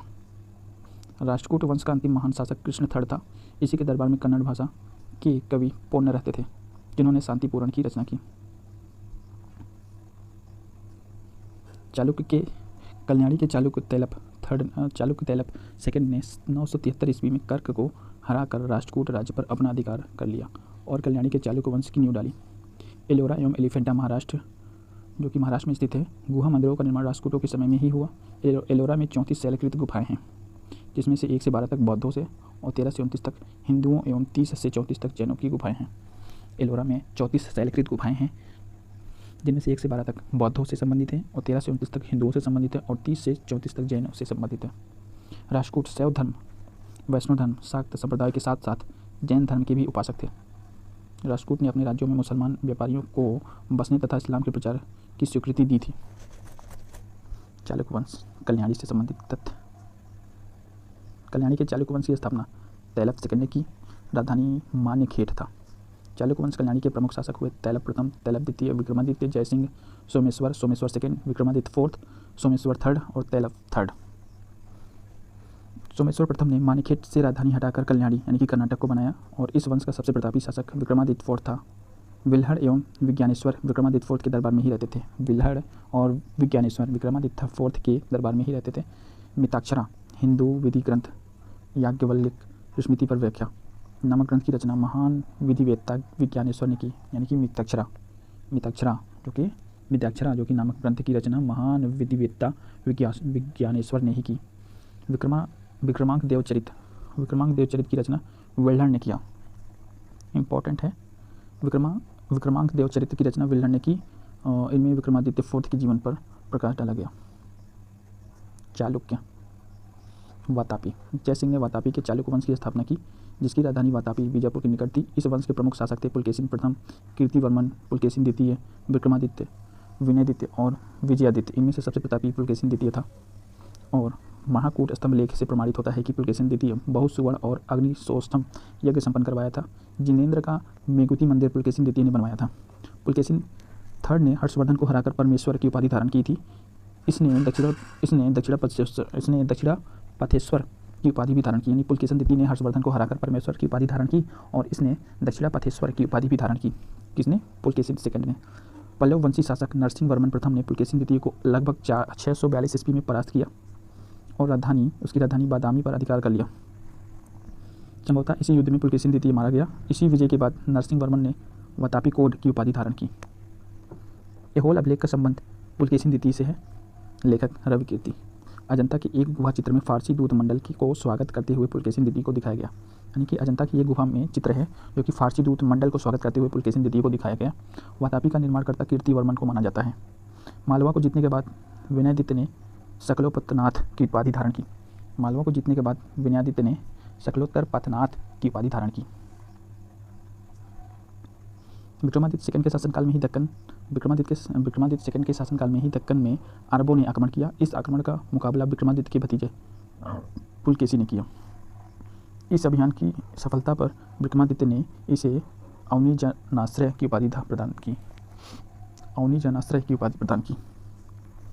विक्रमादित्य सेकंड की प्रथम पत्नी लोक महादेवी ने पड्डक्कल में विरूपाक्ष महादेव मंदिर तथा उसकी दूसरी पत्नी त्रैलोक्य देवी के त्रैलोकेश्वर मंदिर का निर्माण करवाई। इस वंश का अंतिम राजा कीर्तिवर्मन द्वितीय था। इसके सीमांत तुर्की दुर्ग ने परास्त कर दिया और एक नए वंश राष्ट्रकूट वंश की स्थापना की। चालुक्य वंश यानी वेंगी। वेंगी ने चालुक्य वंश की संस्थापक विष्णुधर्मन थे। चालुक्य वंश यानी वेंगी। वेंगी के चालुक्य वंश का संस्थापक विष्णुवर्धन थे। इसकी राजधानी वेंगी यानी कि आंध्र प्रदेश में थी। इस वंश के प्रमुख शासक थे जयसिंह प्रथम, इंद्रवर्धन, विष्णुवर्धन द्वितीय, जयसिंह द्वितीय एवं विष्णुवर्धन तृतीय। इस वंश के सबसे प्रतापी राजा विजयादित्य द्वितीय था। इस वंश का सबसे प्रतापी राजा विजयादित्य तृतीय था, जिसका सेनापति पंडरंग था। चोल 9वीं शताब्दी में चोल वंश पल्लवों के ध्वंसावशेषों पर स्थापित हुआ। इस वंश के संस्थापक विजयपाल, जो कि 850 से 887 ईस्वी थे। इसकी राजधानी तंजावुर था। विजयालय ने नरकेसरी की उपाधि धारण की और निशुम्भसूदिनी देवी का मंदिर बनवाया। चोलों का स्वतंत्र राज्य आदित्य प्रथम ने स्थापित किया। पल्लवों पर विजय पाने के उपरांत आदित्य प्रथम ने कोटदंडराम की उपाधि धारण की।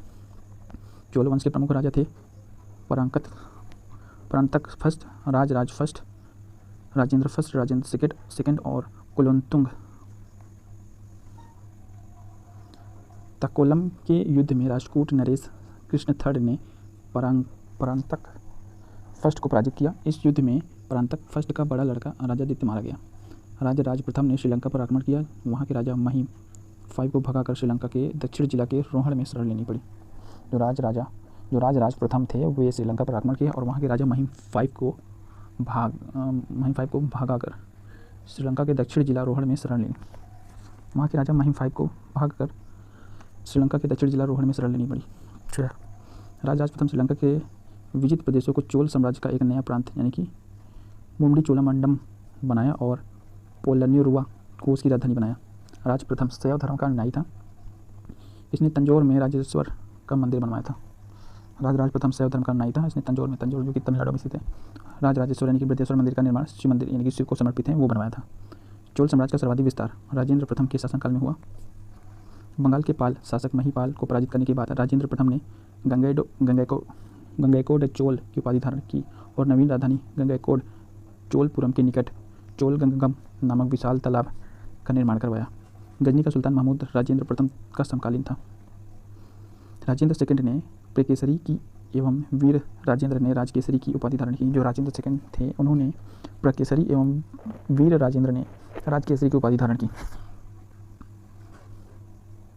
चोल वंश का अंतिम राजा राजेंद्र थर्ड था। चोल एवं पश्चिमी चालुक्य के बीच शांति स्थापित करने में गोवा के कदम्ब शासक जयकेश प्रथम ने मध्यस्थ की भूमिका निभाई। विक्रम चोल अभाव एवं अकाल से ग्रस्त गरीब जनता से राजस्व वसूल कर चिदम्बरम मंदिर का विस्तार करवाया। जो विक्रम चोल अभाव एवं अकाल से ग्रस्त गरीब जनता से राजस्व वसूल कर चिदम्बरम मंदिर का विस्तार करवाया। और कुलोत्तुंग सेकंड ने चिदम्बरम मंदिर में स्थापित गोविंद राज विष्णु की मूर्ति को समुद्र में फेंकवा दिया और कालांतर में वैष्णव आचार्य रामानुजमाचार्य ने उक्त मूर्ति का पुनरुद्धार किया और प्रतिष्ठित किया। चोल प्रशासन में भाग लेने वाले उच्च पदाधिकारियों को पेरुंदरम एवं निम्न श्रेणी के पदाधिकारियों को सेरुंदरम कहा जाता था। चोल काल में भूमि के प्रकार क्या क्या थे? वेल्लनवलगाई गैर ब्राह्मण किसान स्वामी की भूमि, ब्रह्मदेय ब्राह्मणों को उपहार में दी गई भूमि, शालाभोग किसी विद्यालय के रखरखाव में भूमि, देवदान या तिरुनमटकनी मंदिर को उपहार में दी गई भूमि और पल्ली चंदम जैन संस्थानों को दान में दी गई भूमि। संपूर्ण चोल साम्राज्य 6 प्रांतों में विभक्त था। प्रांतों को मंडलम कहा जाता था। मंडलम कोट्टम नाडु में एवं नाडु कई कोर्रमों में विभक्त था। नाडु की स्थानीय सभा को नाटूर एवं नगर की स्थानीय सभा को नगर तार कहा जाता था।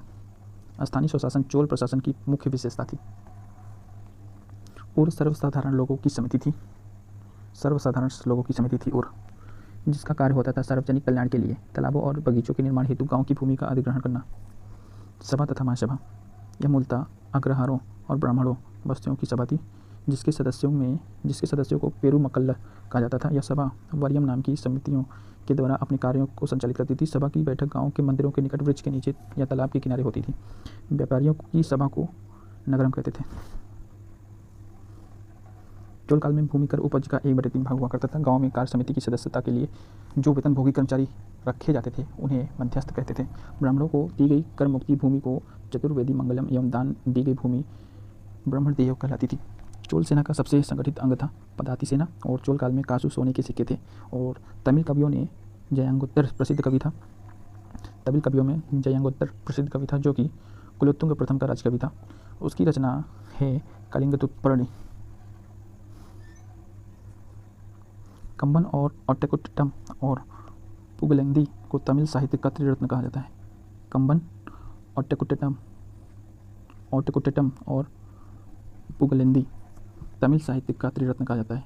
पोंग, पोन्न और रन कन्नड़ साहित्य के त्रिरत्न माने जाते हैं। पोंग पंप है यार, पंप, पोन्न और रन कन्नड़ साहित्य के त्रिरत्न माने जाते हैं। पारसी ब्राउन ने तंजौर के बृहदेश्वर मंदिर के विमान को भारतीय वास्तुकला का निकष माना है। इधर क्या दिया है, उत्तर मेरूर अभिलेख के अनुसार सभा की सदस्यता के लिए इच्छुक लोगों को ऐसी भूमि का स्वामी होना चाहिए जहां से भू राजस्व वसूला जाता है। उनके पास अपना घर होना चाहिए। उनकी उम्र 35 से 70 के बीच होनी चाहिए। उन्हें वेदों का ज्ञान होना चाहिए। उन्हें प्रशासनिक मामलों की अच्छी जानकारी होनी चाहिए और ईमानदार होना चाहिए। यदि कोई पिछले 3 सालों में किसी समिति या सदस्य रहा तो वह किसी और समिति का सदस्य नहीं बन सकता। जिसने अपने या अपने संबंधियों के खाते जमा नहीं करवाए हैं वह चुनाव नहीं लड़ सकता।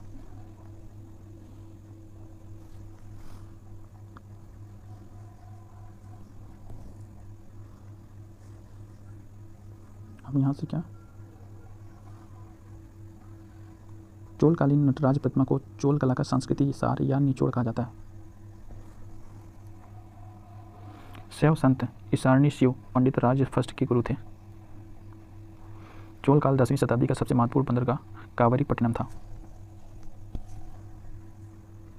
बहुत बड़ा गांव जो एक इकाई के रूप में शासित किया जाता था वो तनियर कहलाता था। उत्तर मेरूर शिलालेख जो सभा संस्था का विस्तृत वर्णन उपस्थित करता था परांतक प्रथम के शासनकाल से संबंधित है। चोलों की राजधानी कालक्रमानुसार थी उरायूर, तंजौर, गंगैकोंड, चोलपुरम एवं कांची। चोल काल में सड़कों की देखभाल बागान समिति करती थी। चोल काल में आम वस्तुओं के आदान प्रदान का आधार धान था। चोल काल के विशाल व्यापारी समूह निम्न थे: वलंजियार, नानादेसी और मणिग्रामम।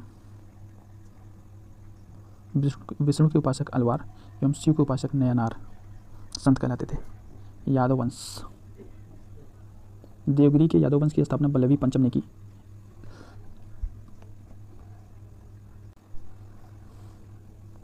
देवगिरी के यादव वंश की स्थापना भिल्लम पंचम ने की जिसकी राजधानी देवगिरी थी। इस वंश का सबसे प्रतापी राजा सिंहड़ जो कि 1210 से 1246 ईस्वी था। इस वंश का अंतिम स्वतंत्र शासक रामचंद्र था जिसने अलाउद्दीन के सेनापति मालिक काफूर के सामने आत्मसमर्पण किया। अब होयसल वंश से संबंधित बात करते हैं। द्वार समुद्र के होयसल वंश की स्थापना विष्णुवर्धन ने की थी। होयसल वंश यादव वंश की एक शाखा थी। वेलूर में चेन्ना केशव मंदिर का निर्माण विष्णुवर्धन ने 1117 ईस्वी में किया था। होयसल वंश का अंतिम शासक वीर वल्लभ तृतीय था जिसे मलिक काफूर ने हराया था। होयसल वंश की राजधानी द्वार समुद्र यानी कि आधुनिक हेलीवेट था। कदम्ब वंश की स्थापना मयूर शर्मन ने की थी। कदम्ब वंश की राजधानी वनवासी थी। गंगवंश का संस्थापक ब्रजहस्त पंचम था और अभिलेख के अनुसार गंगवंश के प्रथम शासक कोंकणी वर्मा था। गंगों की प्रारंभिक राजधानी कुवलाल यानी कि कोलर थी जो बाद में तलकार हो गई। दत्त सूत्र पर टीका लिखने वाला गंग शासक माधव प्रथम था। काकतीय वंश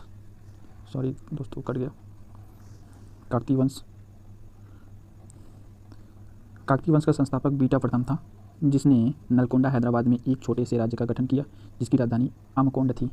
इस वंश का सबसे शक्तिशाली शासक गणपति था और रुद्राम देवी गणपति की बेटी थी जिसने रुद्रदेव महाराजा का नाम ग्रहण किया जिसने 35 वर्ष तक शासन किया। गणपति ने अपनी राजधानी वारंगल में हस्तांतरित कर ली। इस राजवंश का अंतिम शासक प्रताप रुद्र जो कि 1295 से 1323 तक था। सीमावर्ती राजवंशों का अभ्युदय। पल्लव वंश का संस्थापक गोपाल जो कि 750 ईस्वी था। इस वंश की राजधानी मुंगेर थी। गोपाल बौद्ध धर्म का अनुयायी था। इसे ओदंतपुरी विश्वविद्यालय की स्थापना की थी। गोपाल बौद्ध धर्म का अनुयायी था। इसने ओदंतपुरी विश्वविद्यालय की स्थापना की थी। पाल वंश के प्रमुख शासक थे धर्मपाल, देवपाल, नारायणपाल, महिपाल, नायपाल आदि। पाल वंश का सबसे महान शासक धर्मपाल था जिसने विक्रमशिला विश्वविद्यालय की स्थापना की। धर्मपाल विक्रमशिला विश्वविद्यालय की स्थापना की। Very very important.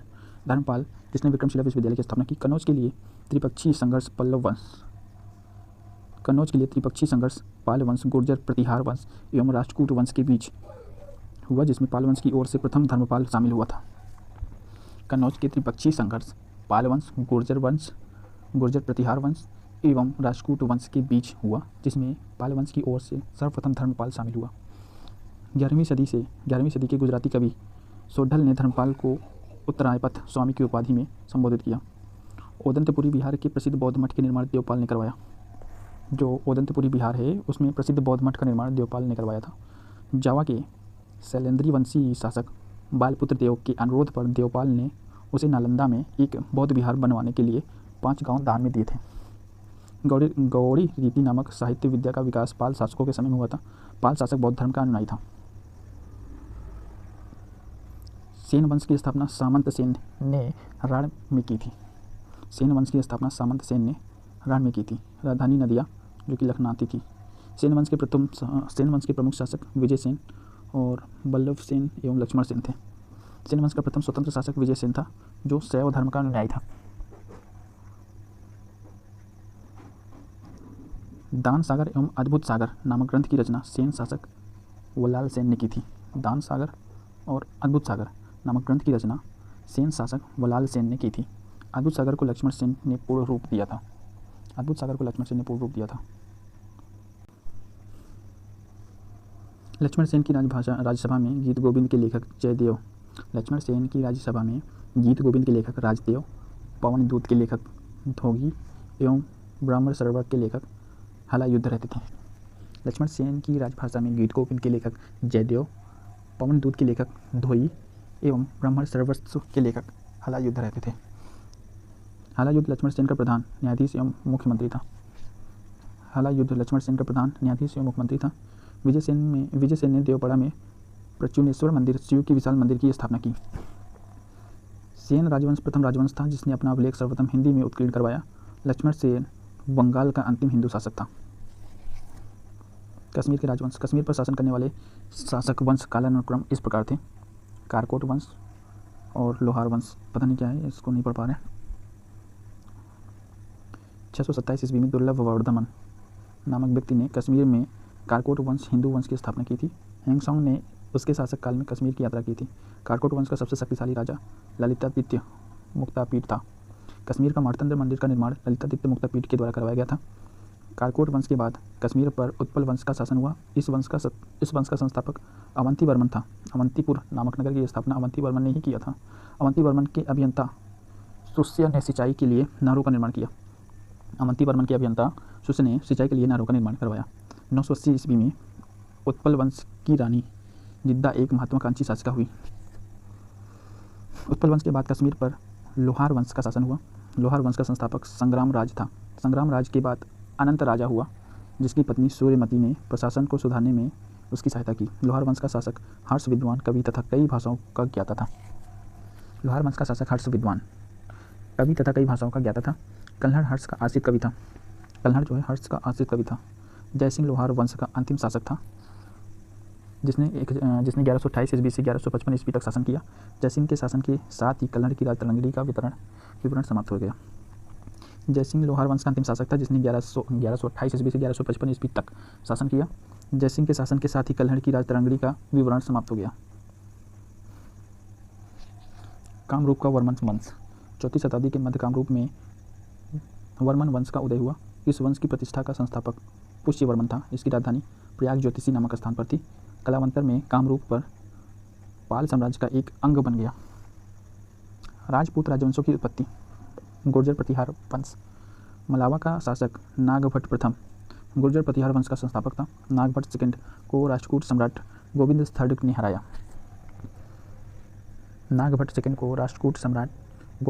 ने हराया। प्रतिहार वंश का सर्वाधिक शक्तिशाली एवं प्रतापी राजा मिहिर भोज था।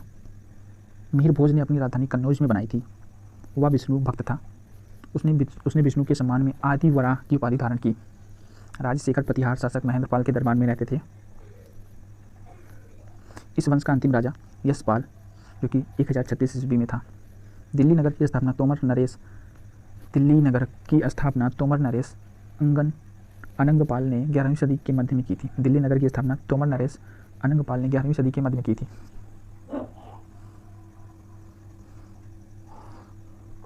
गढ़वाल राठौर राजवंश। गढ़वाल वंश का संस्थापक चंद्रदेव था। इसकी राजधानी वाराणसी काशी थी। जो गढ़वाल वंश का संस्थापक चंद्रदेव था, इसकी राजधानी वाराणसी काशी था। इस वंश का सर्वाधिक शक्तिशाली राजा गोविंद चंद्र था, जिसका मंत्री लक्ष्मीधर शास्त्रों का प्रकाष्ठ पंडित था, जिसने कृत्यकल्पतरु नामक ग्रंथ लिखा था। गोविंद चंद्र की एक रानी कुमार देवी ने सारनाथ में धम्मचक्र जिन विहार बनवाया। पृथ्वीराज थर ने स्वयंवर से जयचंद की पुत्री संयोगिता का अपहरण कर लिया और इस वंश का अंतिम शासक जयचंद था, जिसे गौरी ने 1194 ईस्वी की चंदावर युद्ध में मार डाला। इस वंश का अंतिम शासक जयचंद था, जिसे गौरी ने 1194 ईस्वी में चंदावर युद्ध में मार डाला। चाहमान या चौहान वंश। चौहान वंश का संस्थापक वासुदेव था। इस वंश की प्रारंभिक राजधानी अहिच्छत्र थी, जो बाद में अजय राज द्वितीय ने अजमेर नगर की स्थापना की और उसे राजधानी बनाया। इस वंश का सबसे शक्तिशाली शासक आंगोराज के पुत्र विग्रहराज चतुर्थ बिसल देव, जो कि 1153 से 1163 ईस्वी हुआ, जिसने हरि की रचना की। सोमदेव विग्रहराज फोर्थ के राजकवि थे। उन्होंने ललित विग्रहराज नामक नाटक लिखा। 2.5 दिन का झोपड़ा नामक मस्जिद शुरू में विग्रहराज फोर्थ द्वारा निर्मित एक विद्यालय था। पृथ्वीराज थर्ड इस वंश का अंतिम शासक था। चंद्रवरदायी पृथ्वीराज तृतीय का राजकवि था, जिसकी रचना पृथ्वीराज सो है। तो चंद्रवरदायी हैं जो पृथ्वीराज तृतीय का राजकवि था और जिसकी रचना पृथ्वीराज सो है। रणथंभौर के जैन मंदिर का शिखर पृथ्वीराज तृतीय ने बनवाया था। रणथंभौर के जैन मंदिर का शिखर जो है पृथ्वीराज तृतीय ने ही बनवाया था। तराइन का प्रथम युद्ध 1191 में हुआ, जिसमें पृथ्वीराज तृतीय की विजय गौरी की हार से हुई, और तराइन का द्वितीय युद्ध 1192 में हुआ, जिसमें गौरी की विजय हुई एवं पृथ्वीराज तृतीय की हार हुई। परमार वंश का संस्थापक भूपेंद्र राज था। इसकी राजधानी धारा नगरी थी। प्राचीन राजधानी उज्जैन था। परमार वंश का सर्वाधिक शक्तिशाली शासक राजा भोज था। राजा भोज ने भोपाल के दक्षिण में भोजपुर नामक झील का निर्माण करवाया। नैषधीय चरित्र के लेखक श्रीहर्ष एवं प्रबद्ध चिंतामणि के लेखक मेरुतुंग थे। राजा भोज ने चिकित्सा, गणित एवं व्याकरण पर अनेक ग्रंथ लिखे। भोजकृत युक्ति कल्पवृत्त में वास्तुशास्त्र के साथ विविध वैज्ञानिक यंत्रों व उनके उपयोग का उल्लेख हुआ। नवसाहस तर्क चरित्र की रचयिता पद्मगुप्त और दशक रूपक के रचयिता धनंजय और धनिक हलायुद्ध एवं अमितगढ़ी जैसे विद्वान वाक्यपति मुंज के दरबार में रहते थे। राजकवि की उपाधि से विभूषित शासक था राजा भोज। भोज ने अपनी राजधानी सरस्वती मंदिर का निर्माण करवाया था। इस मंदिर के परिसर में संस्कृत विद्यालय भी खोला गया था। राजा भोज के शासनकाल में धारा नगरी विद्या एवं विद्यानों का प्रमुख केंद्र थी। भोज में चित्तौड़ में त्रिभुवन नारायण मंदिर का निर्माण करवाया और भोजपुर नगर की स्थापना राजा भोज ने ही की थी। परमार वंश के बाद तोमर वंश का, उसके बाद चाहमान वंश का और अंततः 1297 में अलाउद्दीन खिलजी के सेनापति नरसद खां और उलुग खां ने मालवा पर अधिकार कर लिया। चंदेल वंश। प्रतिहार साम्राज्य के पतन के बाद बुंदेलखंड की भूमि पर चंदेल वंश का स्वतंत्र राजनीतिक इतिहास प्रारंभ हुआ। बुंदेलखंड का प्राचीन नाम जेजाकभुक्ति था। है। चंदेल वंश का संस्थापक कुन्नुक 831 ईस्वी में था। इसकी राजधानी खजुराहो थी। प्रारंभ में इसकी राजधानी कलिंजर महोबा थी। राजा घंग ने अपनी राजधानी कलिंजर से खजुराहो में हस्तांतरित की थी। चंदेल वंश का प्रथम स्वतंत्र एवं सबसे प्रतापी राजा यशोवर्मन था। यशोवर्मन ने कन्नौज पर आक्रमण कर प्रतिहार राजा देवपाल को हराया तथा उससे एक विष्णु की प्रतिमा प्राप्त की, जिसे उसने खजुराहो के विष्णु मंदिर में स्थापित किया।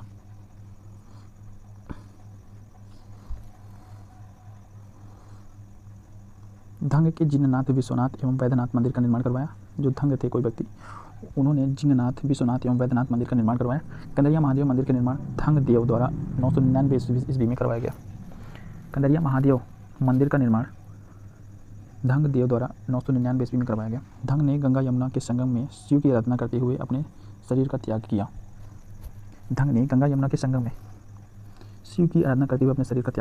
चंदेल शासक विद्याधर ने कंजौर के प्रतिहार शासक राज्यपाल की हत्या कर दी।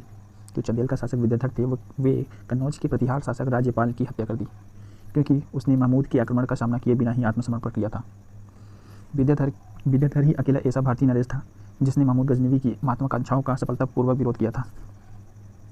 चंदेल शासक कीर्तिवर्मन की राज्यसभा में रहने वाला कृष्ण मिश्र ने प्रबोध चंद्रोदय की रचना की थी।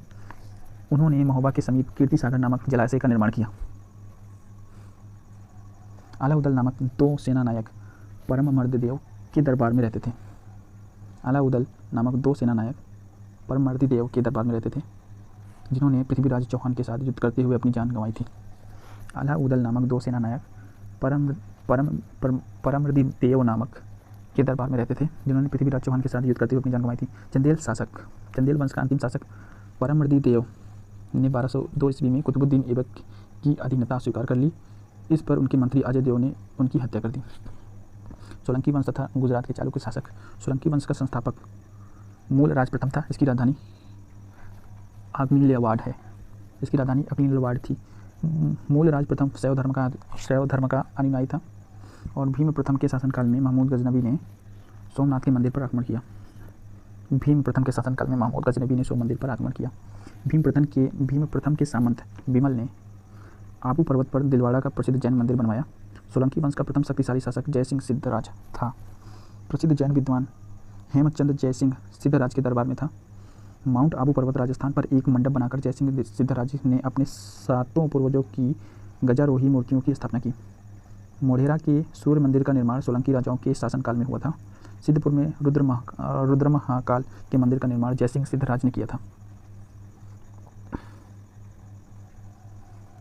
सोलंकी शासक कुमारपाल जैन मतानुयायी था। यह जैन धर्म के अंतिम राजकीय प्रवर्तक के रूप में प्रसिद्ध था। सोलंकी वंश का अंतिम शासक भीम द्वितीय था।